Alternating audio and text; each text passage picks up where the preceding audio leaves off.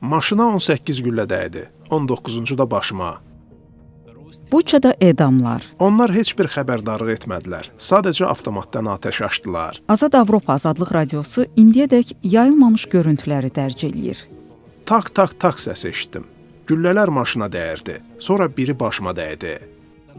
Bu video Rusiya qüvvələrinin Buçada dinc sakinlərin kütləvi qətlindəki roluna dair yeni dəlil ortaya qoyur. Başıma güllə dəydi, bir hissəsini apardı. Əməliyyat kəsiyi 56 kvadrat santimetr idi.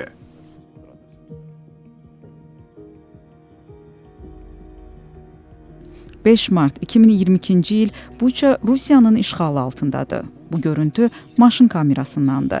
Azadlıq Radiosunun Ukrayna xidməti əldə edib.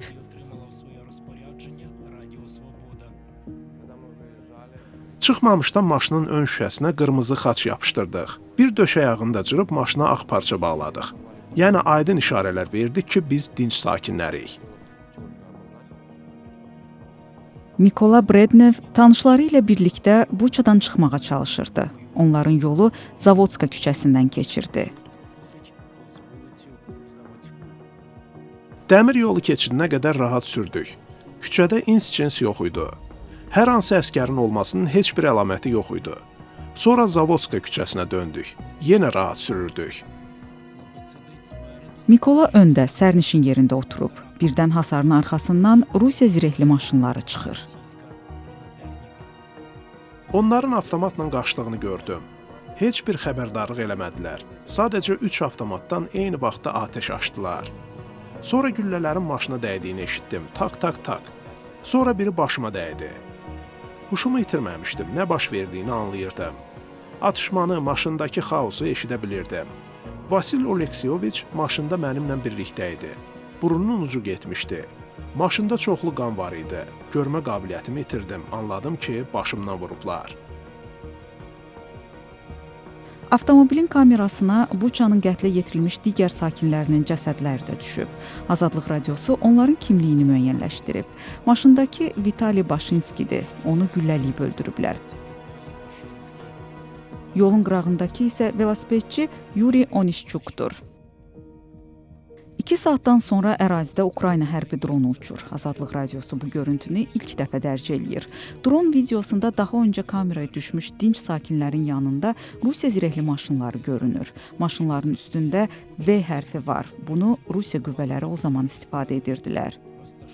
Daha bir avtomobil hücuma məruz qalıb. Maşında 66 yaşlı Aleksandr Suhonyayko öldürülüb.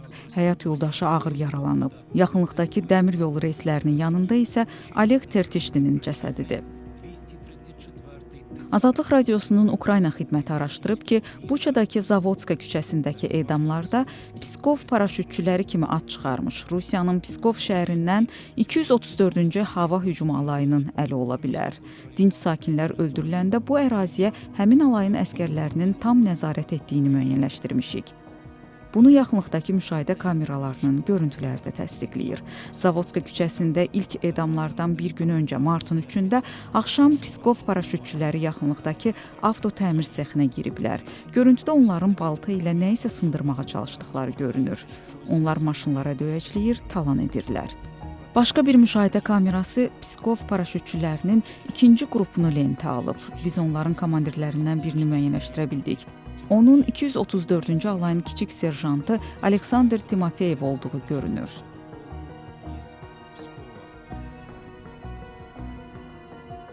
Huşumu itirməmişdim, sadəcə görmürdüm.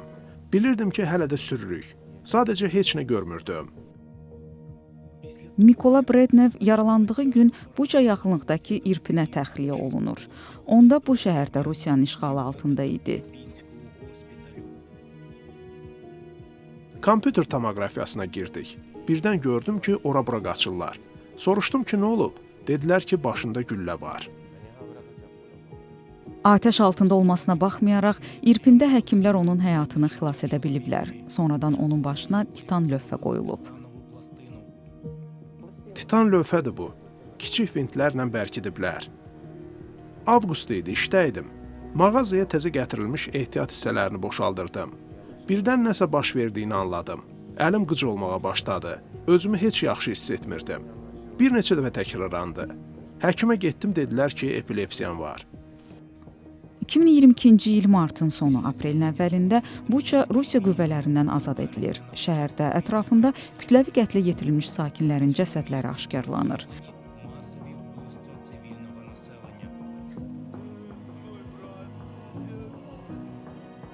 Rusiya isə Buçadakı qətillərdə ordusunun əlinin olmadığını, hadisələrin səhnələşdirildiyini deyir.